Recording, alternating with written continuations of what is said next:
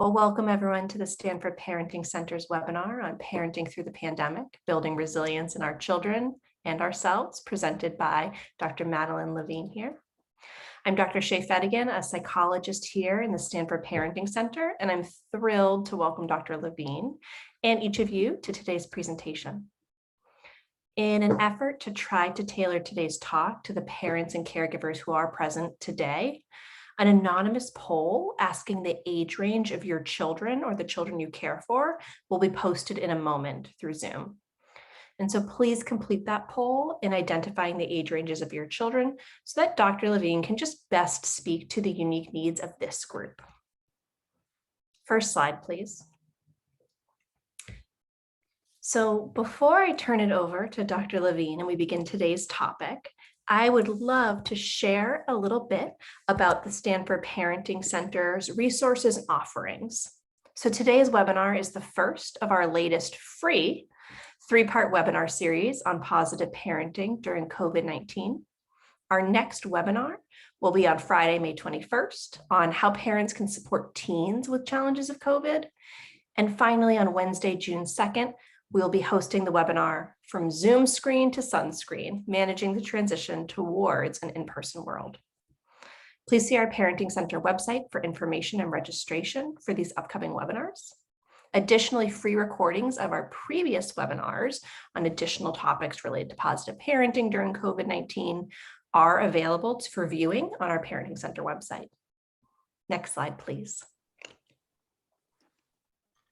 So lastly, for those parents and caregivers who are seeking more in-depth and detailed information on parenting topics, please check out our ongoing virtual positive parenting small consultation groups we have on topics such as parenting an anxious child, organizational skills training, managing challenging behavior, and mindful parenting. These more information on these and registration can be found on our website. Next slide, please. And now to introduce our incredible presenter who we could not be more thrilled to have join us today, Dr. Levine. Madeline Levine, Ph.D. is a psychologist with close to 40 years of experience as a clinician, consultant, educator, and a New York Times bestselling author of The Price of Privilege, Teach Your Children Well, and her most recent book, Ready or Not. Dr. Levine is also a co-founder of Challenge Success, a nonprofit affiliated with Stanford's Graduate School of Education. Challenge Success believes that our increasingly competitive world has led to tremendous anxiety about our children's futures and has resulted in high pressure, myopic focus on grades, test scores, and performance. This kind of pressure and narrow focus isn't helping our kids become the resilient, capable, meaningful contributors we need in the 21st century. Challenge Success provides families and schools with the practical research-based tools they need to raise healthy, motivated kids capable of reaching their full potential. Dr. Levine graduated Phi Beta Kappa from the State University of New York at Buffalo with a BA in English and an MA in education. She began her career as an elementary and junior high school teacher in the South Bronx of New York before moving to California and earning her MA and PhD in psychology. She's had a large clinical practice with an emphasis on child and adolescent problems and parenting issues, and has taught child development classes to graduate students at the University of California, San Francisco Medical Center. For many years, Dr. Levine has been a consultant to various schools throughout the country, and she's a highly sought after lecturer and keynote speaker for parents, educators, business leaders, both nationally and internationally, as we can vouch for. She's frequently the go-to person on issues of parenting for both print media and radio. Currently, she spends most of her time speaking to parents, educators, students, business leaders, as well as consulting with major corporations and high net worth individuals. Dr. Levine and her husband of 40 years, Lee Schwartz, MD, live in San Francisco and are incredibly proud parents of 3 adult sons and a newly minted granddaughter. Welcome, Dr. Levine. Thank you so much, Shea. 40 years makes me sound so old. Hi, everybody. It's great to be here. I want to start speaking with a disclaimer, actually. And I know this is Parenting Through the Pandemic, and it's brought to you by Stanford. The reality is that none of us have been through a time like this before, even when you have 40 years of practice behind you. And so while we know a lot about child development, and we do know about trauma and hurricanes and things like that, we don't know really anything about a confluence of factors that we've had for the last year, both a pandemic, political unrest, a great deal of social justice issues. It has been quite a year, to say the least. And so I want you to hear what I have to say in a particular way.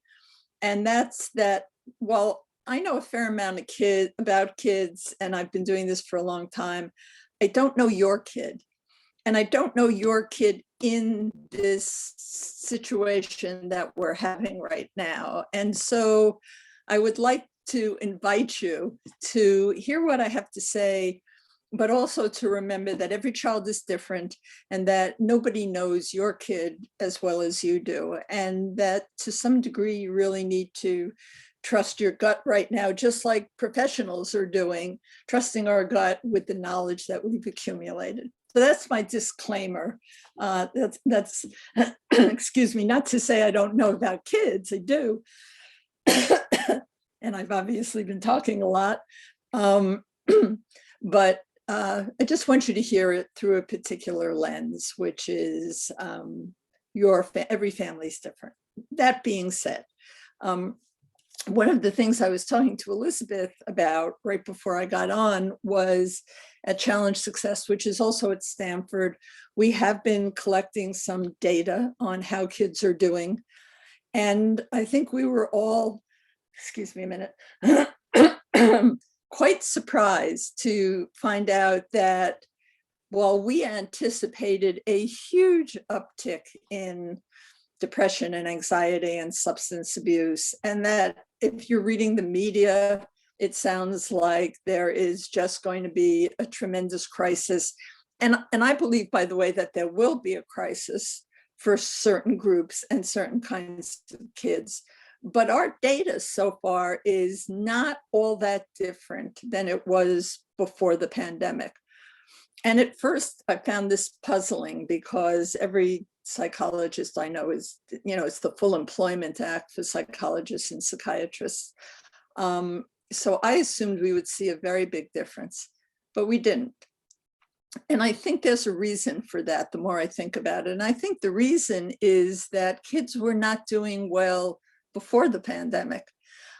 They were not doing well at all, actually, before the pandemic. And so before all this started, we had about 1 in 3 kids having either an anxiety disorder or a mood disorder or some other significant problem.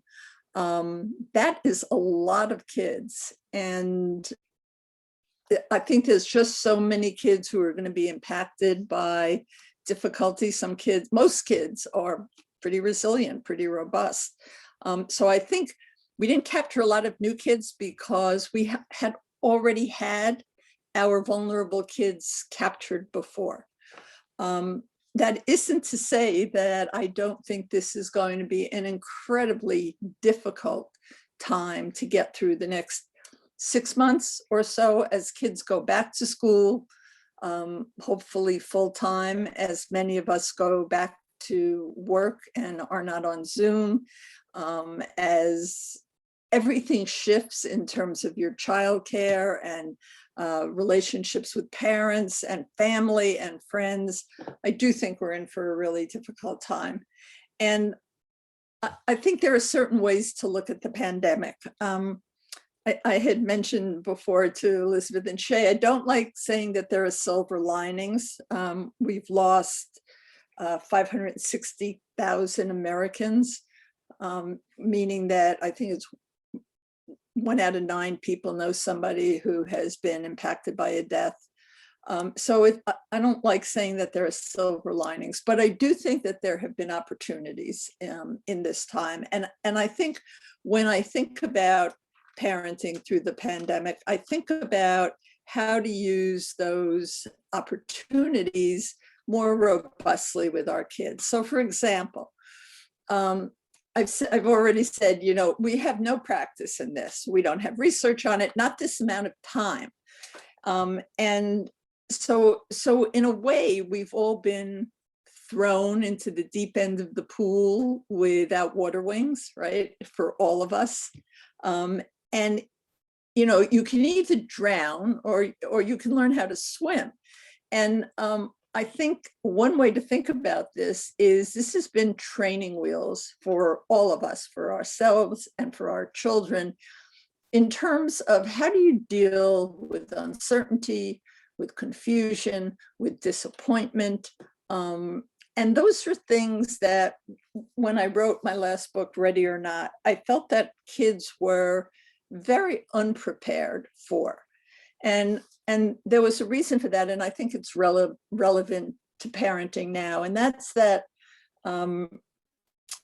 kids were protected in ways that I thought were both unnecessary and detrimental. For example, so in Ready or Not, I talk about something that I call accumulated disability.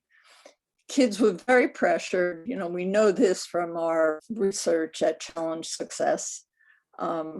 Very high percentage, particularly of middle and upper middle class kids, are terribly pressured, have somatic symptoms, have anxiety disorders.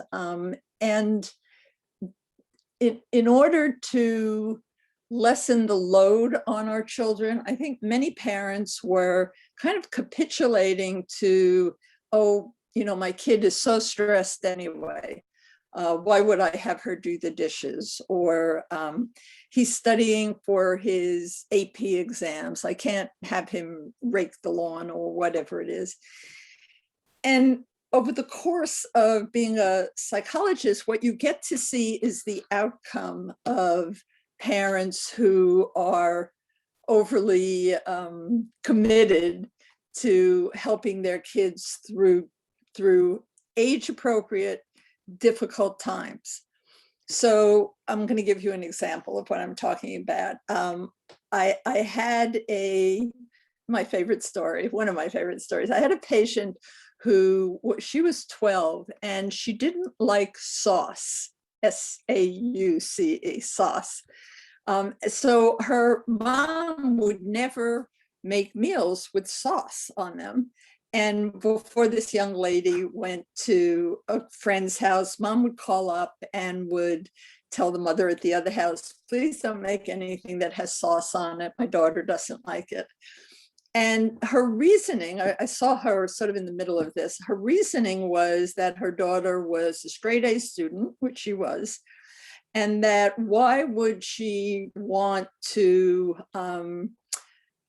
have her child be upset? Like, think from her point of view, from mom's point of view, things were going along fine, avoiding sauce, as long as sauce was avoided. And if for some reason it couldn't be, there was a meltdown. And so mom couldn't see down the line, right? She didn't have 40 years of experience. And what started to happen was this girl got fewer invitations because a lot of her friends thought it was weird. And it put another burden on the mother. And then she went away to camp. And she goes to camp, and of course she won't eat sauce. And the camp calls the parents, you got to pick your daughter up, she won't eat. Remember camp food, it's like covered in sauce. So down the line, this girl's going to run into a whole bunch of problems because she wasn't allowed to navigate her way through the age-appropriate frustration of being a picky eater. This comes up all the time with eating. Another one that comes up all the time is sleeping.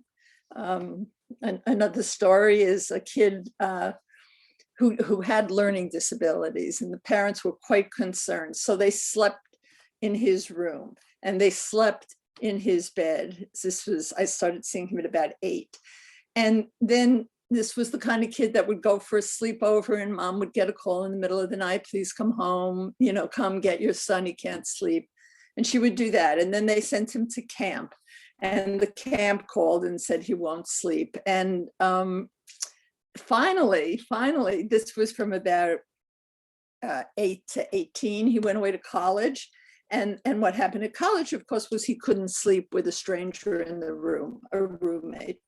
So it's really important to understand why one has to allow one's children to navigate difficult situations. People often say to me, I can't stand to see my child unhappy.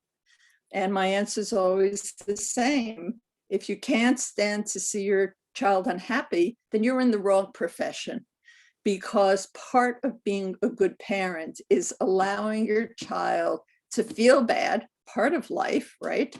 To learn how to tolerate feeling badly and to pick themselves up and learn how to master the situation, learn how to sleep in a room with somebody you've never met before, learn to eat your hamburger with some kind of sauce on it. Because these are the things that build a sense of competence. And, our ideas about self-esteem are kind of ass backwards. Like, we think that if we build our kids up, they'll have good self-esteem.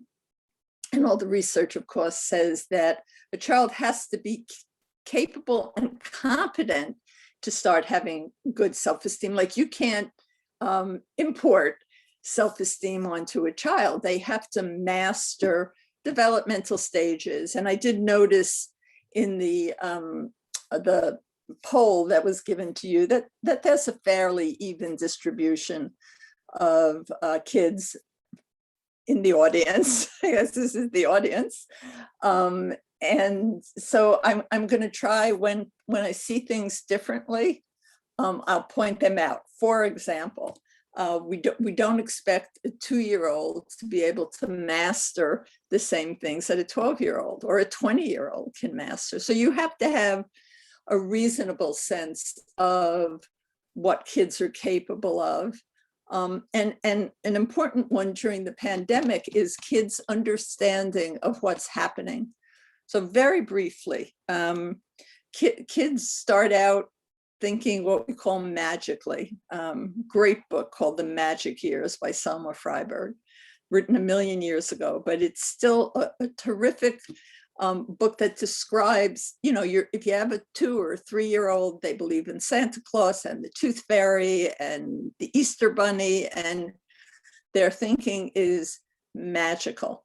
So at that age, I had a mom who, very upset, called me up, and she had a 5-year-old who, and this kind of thinking changes at about 6, but she had a 5-year-old who asked, could he invite a friend over? This was during COVID, when things were better. He knew he couldn't do it right then. And the mom, very ironically, said, sure, I'll pencil it in. Who knows what it'll be in 6 months? Well, the kid freaked out. And that's because the 6-year-old does not understand irony. So your teenager understands irony, but a 6-year-old doesn't. A 6-year-old needs concrete, simple language. They probably need less information than you think. You take your lead from their questions, try very hard not to expose them repeatedly to disturbing media. And that period of time goes till about 7. And at that point, kids begin to think logically. And when they hit 11 or 12 or so, heading towards high school, they can think abstractly. And this is why you can't, I'm sure there's one kid out there who can, but this is why you can't take calculus in 3rd grade, because it's abstract thinking and you're not at that point yet. So you know your child. Nobody knows your child better than you do. You know what their thinking is like. And what you need to do is to help them understand the parts of this crazy time in the world that they can manage. So instead of the reflex, I raised 3 boys, so, it's not always this easy, but instead of the reflexive I'll do it. I would like to hear more. I think you can handle that. I think you can manage that. And I used to tell a story when my oldest son went away to college, and I was so proud of him. And he seemed so independent, and talking to my husband about, oh, he did such a good job, he can take care of himself. And he's there about 3 days, and I get a phone call, and the phone call is, Ma, what was that number you used to call when you wanted pizza delivered? And I realized that my 18-year-old son had never ordered the pizza, because I always said, honey, don't worry about it. Go back to your friends, go back to your work, go back to whatever, your guitar. I'll take care of it. Now, it didn't do anything awful to him. And I think the real issue with this is persistence. So there were plenty of other areas where I said, I think you can do it, or it's up to you. But it was a blindingly obvious moment for me of realizing that I had let him off the hook around something that he was going to need later in life. So I think one of the ways to think about the pandemic is in what ways can your child get through this? In what ways can you get through this? And I want to tell you what my bar is for getting through the pandemic. My bar is getting through this period of time with yourself and your family reasonably intact, period. So often when I say that in the beginning, people would say, oh, Dr. Levine, that's such a low bar. What do you mean, just get through it? And I actually think it's an incredibly high bar. I don't think it's a low bar at all. I think it has challenged all of our resources. I think we have had to make compromises around things we never thought we would. I have a stack of my files, right? We're supposed to clean our closets.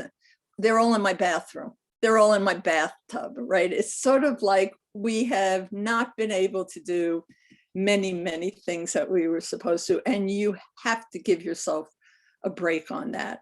My greatest fear, speaking about this issue, is that people walk away saying, oh, I made a mistake, or, oh, I did that wrong. And I hope you don't walk away with that feeling at all. You may learn things, but I think everybody has done the best they could through this period of time, and for the most part have handled things well. And staying intact as a family is no small measure of competence through such a challenging time. I want to talk about why it's so challenging, aside from all the obvious. The obvious being that you could get sick and die, and you can't see your family or your friends, and it is an incredibly uncertain time. And the subtitle of my book was Preparing Our Kids to Thrive in an Uncertain and Rapidly Changing World.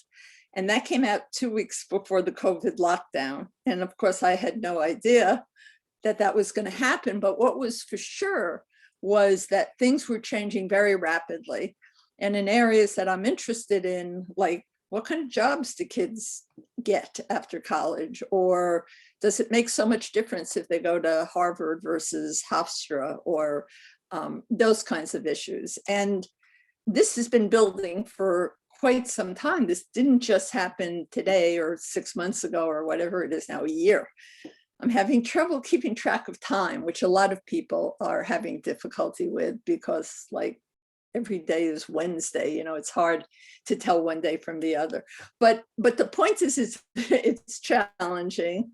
The point is, if you're getting through, you ought to congratulate yourself. And uncertainty hijacks your brain. It's not your imagination that you're not doing as well as you were before the pandemic. And why is that? The brain is many things, but it is largely a prediction machine. Your brain loves to predict. And think about what life would be like if your brain wasn't a prediction machine. and you woke up in the morning and you didn't know how many children you had, and you didn't know where to take them to school, and you didn't know what time school started, and you didn't know what time to pick them up. I mean, imagine what life would be unmanageable. But because we can predict, it frees our brain from having to make a decision about everything we do over the course of a day.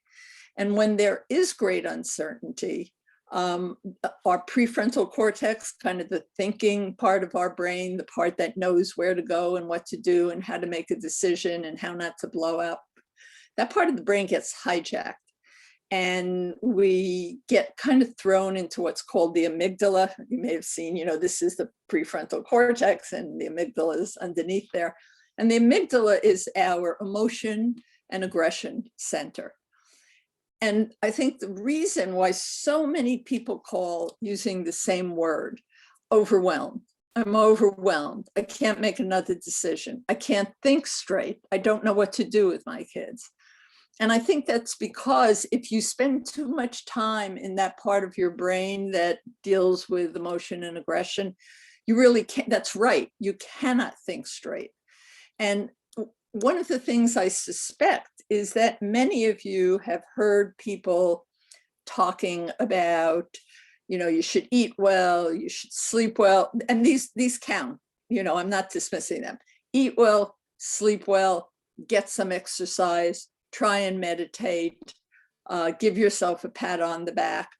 Those things, for the majority of people that I work with, are incredibly hard to do because they're so busy. You've got, 3 children, and you're trying to do your work at home, and your kids are trying to learn, and your partner or husband is in the same space as you are. And so somebody gets up and says, you really ought to do more self-care.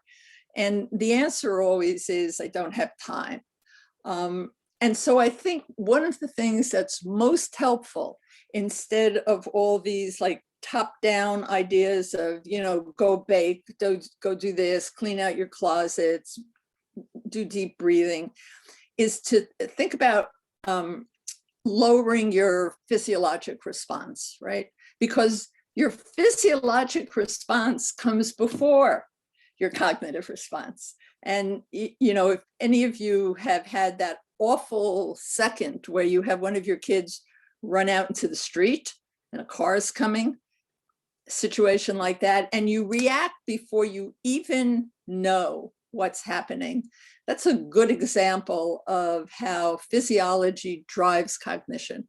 So if you can bring down your physiology, if you can bring down that heart rate and that blood pressure and that ready to just explode place, the overwhelmed place that you're in, then you can start to think. Then you can think about what you want to make for dinner. Then you can think about, maybe I'd like to bake or learn the piano, or none of those things. So I strongly encourage people, knowing how busy people are at this time, to take the 2 or 3 minutes a couple of times a day to sit and do a couple of really deep breaths. We know how valuable that is. Another thing I teach is just take a minute and put your hand over your heart. And honey, it's a tough day. It's a tough time. You're doing the best you can. It doesn't take hours. It's a couple of minutes of trying to get back some equilibrium between all the stress that's coming in and getting rid of it. So you can think of it like as an equation, right? If you spend all your time watching CNN or Fox or whatever you watch, hopefully CNN, not Fox, but if you spend all your time being agitated, you're putting a lot of stress into the system. And then you've got, in order to have some equilibrium, you have to take that stress out. You go running, you meditate, you knit, you do something. But I think it's helpful to think about what are the ways that I can balance stress in and discharge of stress, because otherwise I must get 6, 7, 8 phone calls a day using the word overwhelmed. I'm overwhelmed. And the reality is, if you're overwhelmed, your kids will be overwhelmed as well. And I want to be clear about this point, because I'm not saying you don't have feelings. You absolutely have feelings, and you can share those feelings. But if your mood is really agitated, is really terrified, is really doing your doomsday scenarios, take yourself out of the room, because that kind of energy, that kind of anxiety is catching. And if that means you go into the bathroom for 2 minutes and scream into a towel, go ahead and do that. But if you don't get yourself centered in some way, that's going to be incredibly frightening for your children. So parents always are asking, how do I help my kid? And it's a perfectly reasonable question, but you must help yourself first. You must get your own mask on first. So that's baseline. That's baseline. The other thing that I think you have to do, and this is something you can do with your kids, is to think about what your coping skills are. It's all parents listening to me speaking, so that means you've all had challenge in life. There's a death, there's a divorce, there's money problems, there's a sick kid, there's a sick friend. We've all had challenges by the time we have children. And we all have built up a skill set for dealing with challenge. My dad unfortunately died when I was a teenager. That was awful. And it's also when I started writing. My go-to coping skill is writing, 60 years later, 50 years later. And I think what people have found during the pandemic is that they know what their coping skill is. Some of my friends are running, some of my friends are cooking, some of them are baking, some of them are swimming. But you can't swim 18 hours a day. I can't write 18 hours a day. You can't run 18 hours a day. And so this has provided the opportunity to add a couple of skills to your toolbox. For me, I raised 3 kids, I had a career, my husband's a surgeon, he was working very hard.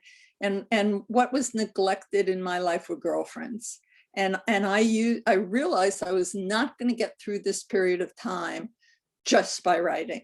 And so I decided that to add to my toolbox of coping skills, I would really cultivate a couple of friends. I've done that, and I can't imagine having gotten through all this without that. So you have an opportunity to think about what you might add, and the same for your kids, right? Kids have coping skills. Sometimes they're not so healthy, but hopefully they are. And talk to them about what they might add: listening to music, chilling out, taking a meditation course with John Kabat-Zinn online, whatever it is that is appealing to them. And I think we need a great deal of generosity about what appeals to our kids, because one kid wants to just stay in the room, leave me alone. I had one patient, she's a teenage girl, leave me alone. I'm okay, just leave me alone. And of course, parents worry about that because, is she depressed? Is she suicidal? What is she doing in the room? And again, your kid. What we look for, that's a red flag in situations like that, is persistence and disruption. The kid who says, I'm better off in my room, leave me alone, please, unless this goes on, unless she doesn't get out of bed for a week or two and seem completely disrupted, that's her coping skills. And families are finding that people in the family have different kinds of coping skills. And if they're working, good. It's also a time for you to spend more time with your kids, to get to know them in a different way, to the kind of time that you used to be commuting, or, if you were working mother, or doing other things, you have that time now to get to know your kids. And, we have the 4 S's of parenting. And that is, what do children need? Because everybody now is talking about, what am I going to do with my kids going back to school, right? Should we get a tutor? Should we send them to camp for catching up? And there are 4 things that kids need, 4 S's. And those 4 S's are, they need a stable environment, they need secure relationships, they need to be soothed, and they need to be seen, right? That doesn't take equipment. It doesn't take tutors. It doesn't take any of that. It takes a parent who is present with the child, and present with the child's feelings and upset, and can use some empathy, some responsiveness, some gratitude, teach some optimism to your child. But bringing in all these outside things is probably not what kids are going to need. And again, I think I told Elizabeth, a friend of mine's kid went back to school, hasn't been there for 8 months. Desks are 6 feet apart, and the kid walks in, they sit down, the teacher says nothing to them and starts a lesson. If your kids are going back to school, I am hoping, and Challenge Success is trying to do a lot of education around this. You can go to the website, www.challengesuccess.com. We have white papers. We're looking at how to get kids safely and healthily back into the classroom. They're going to have a story. We're all going to have a story about what this time was like. And one of the things that I really, I told you I'm a writer, so this won't be a surprise. One of the things I'm trying to get people to do is write out your story. You will be interested in it. Your children will be interested in it. Your grandchildren will be interested in it. How did you manage through this time?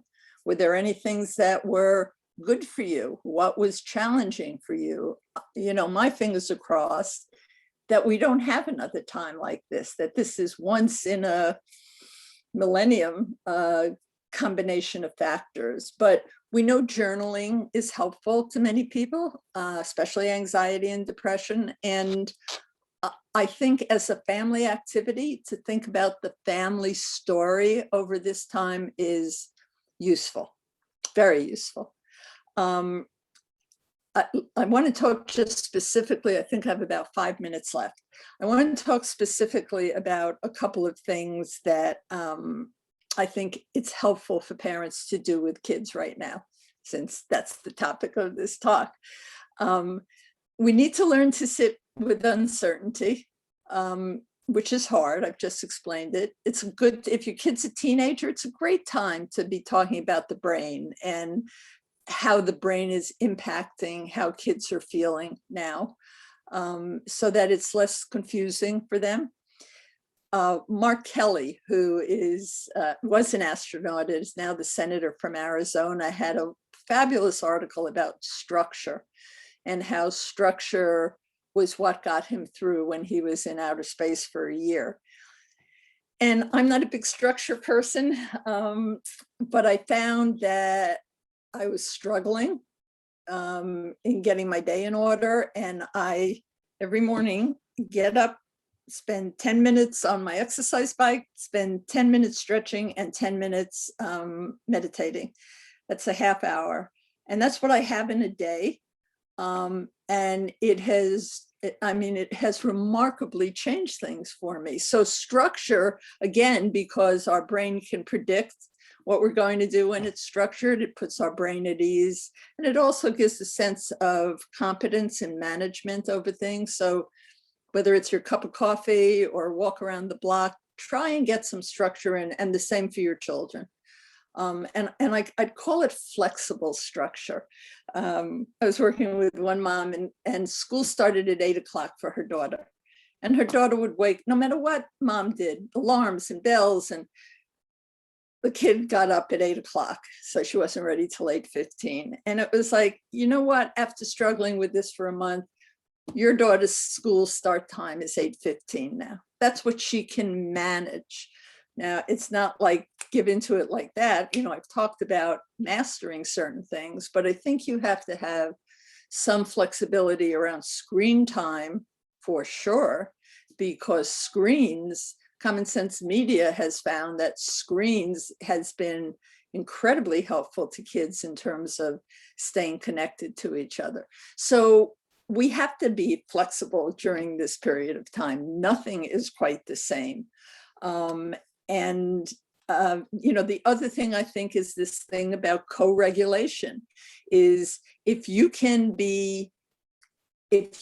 manage your own emotions, your kid is much more likely to. And just think for a minute, you're in an airplane. It's been a long time since we've been in airplanes, right?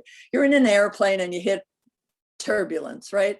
I don't know about you, but I always check out the stewardess, right?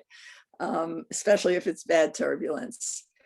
That's co-regulation. If she looks fine, I go back to my book, right? Because if she's fine, I can be fine.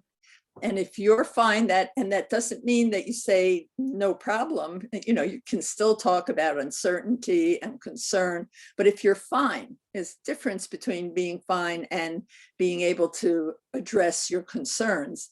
Your child will be fine as well, right? Your child will borrow, especially young children, will borrow your equilibrium from you. I think it's important to focus on what you can do. You will not be able to do everything you did before, period. Get over it, give it up. Prioritize what really matters to you. Focus on what you can do.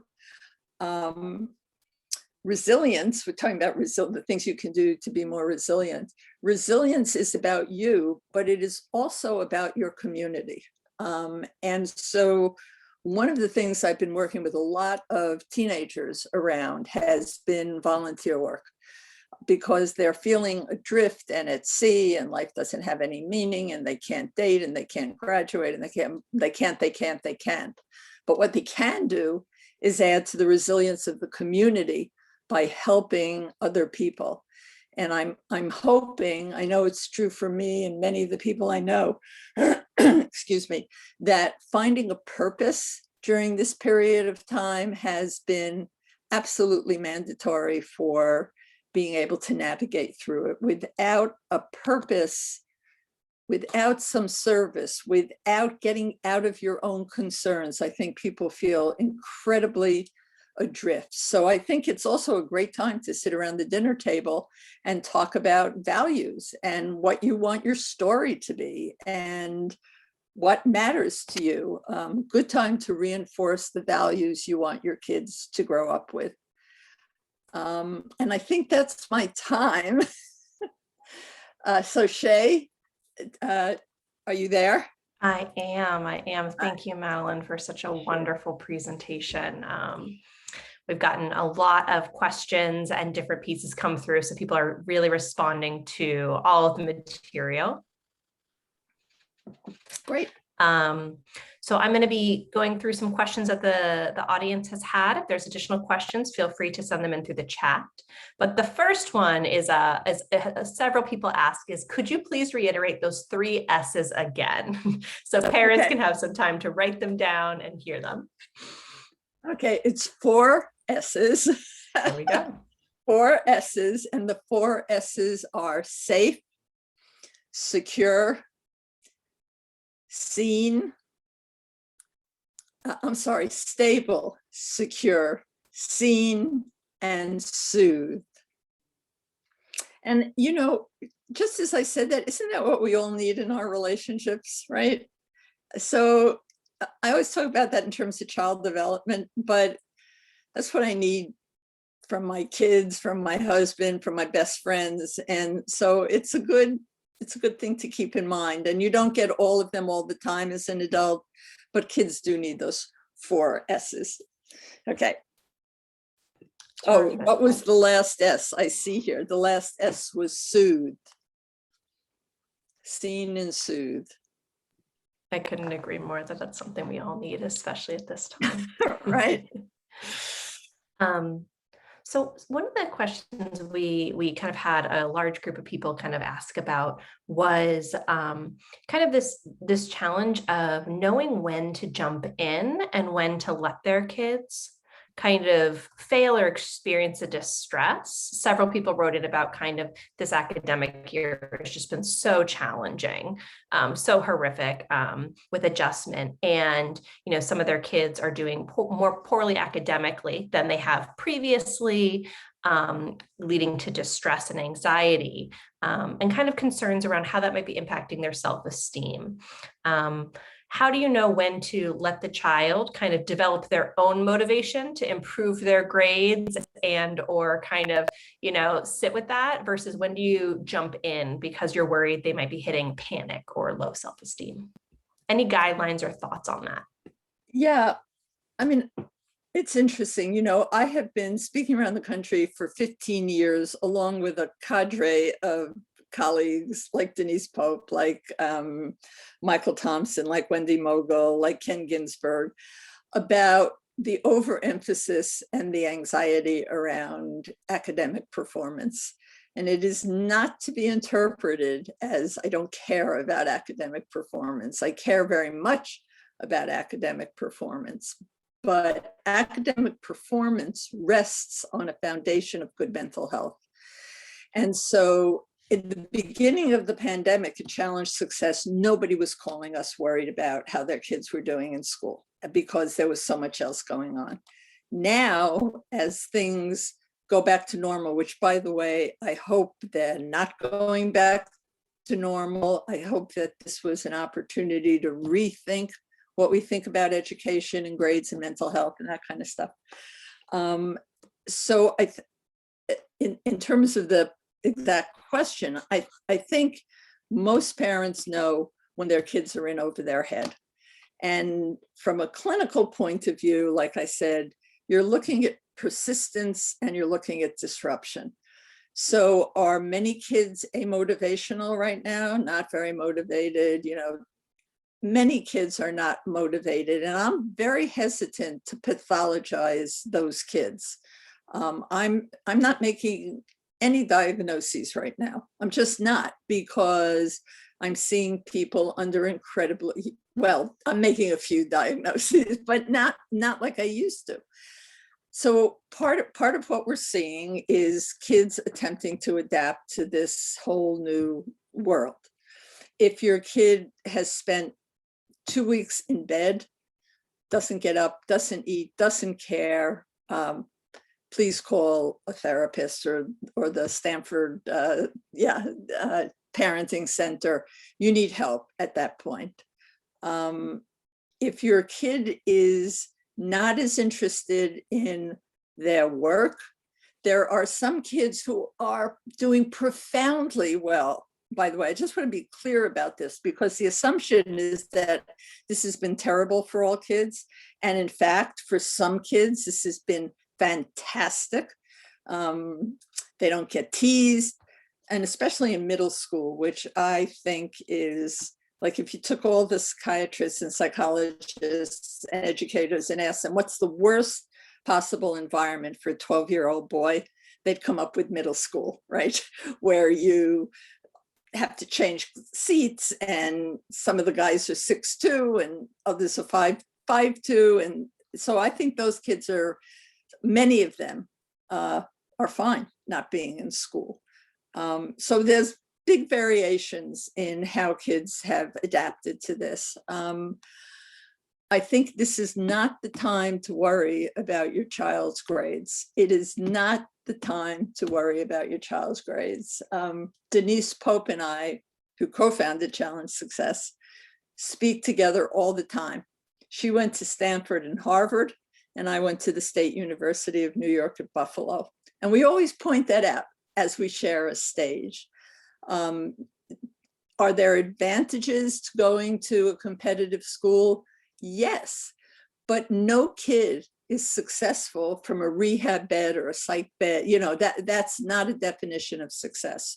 So you want to make sure that your kid is okay right? That they're not crying all the time, that they haven't lost interest. You know, if your kid was a guitar player and all of a sudden, you know, tosses the guitar and is not interested, if there's a profound change in what they like or what they eat or how they sleep, those are all red flags, not diagnoses yet, and time to get somebody else to do an evaluation. But this drumbeat of what's going to happen to their grades and how is that going to impact how they get into college, I would like to ask you to put that lower on the list of things to be concerned about. It's just not as important as we think. And we have a great white paper on the Challenge Success website about the actual difference that going to more competitive or less competitive schools makes in the course of a lifetime. That was a long answer. I think it's a complicated question. It is very there are a lot of layers there. Yeah. So another major theme here that I'm going to kind of break down into 3 little areas is around kids who are kind of, because of the pandemic, how they spend their time has really shifted. Mm-hmm. So there's kind of, and how do we create this shift back towards, specifically around kind of more social interactions, in-person coping skills, less on the screens and more in person. Right. And so the 3 main areas I'm wondering if you could address that parents continue to write in about are 1, getting kids to spend more time with other kids in social interactions when they're younger and won't be able to be vaccinated. And now they're very hesitant to. Any strategies there? The other one we're hearing a little bit about is kids who are thriving and really now liking the virtual learning and are saying they don't really want to go back next year in person. And if there is a hybrid model, maybe that's what they want. Right. Kind of, what are they losing because they aren't going to engage in that social interaction? How do parents push those pieces? Does that make sense? Yeah. How do parents push them to go back to school? To engage in social interactions, either whether it's because they've chosen they want to stay virtual, like, and not have those natural ones, or because of COVID, they're engaging in less social interactions, maybe even ones they did last summer or previously. Okay, so the first one about unvaccinated kids, that's up to you and your doctor. Yes, the risk of transmission appears to be very low, but we also have new variants. And I think that, we're all learning about our risk tolerance through this. I have 3 sons. One of my sons came over, no problem. And one who lives right here in San Francisco, I'll get to see next week, a year later. So people have very different. And when I said to him, come on, Jeremy, I'm immunized, brothers, and he said, nobody wants to kill their mother. And so it was like understanding that people saw this differently. So I can't answer that for you. You talk to your physician about the risks and what they know.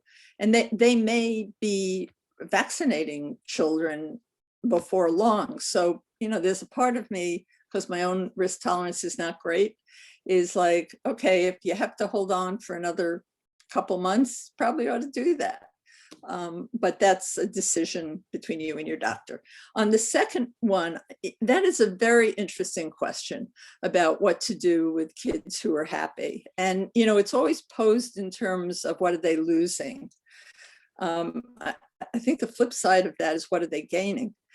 And for many kids who were in therapy for being bullied, they'd go to school every day and get called fat or gross or gay or, whatever the thing of the day was for them, they're gaining an environment where they're not being bullied. For the socially phobic kid for whom going to school was a hellish daily trial, I think the way to think about it is what underlies the reluctance to go back into a social situation, and whether or not that needs to be treated.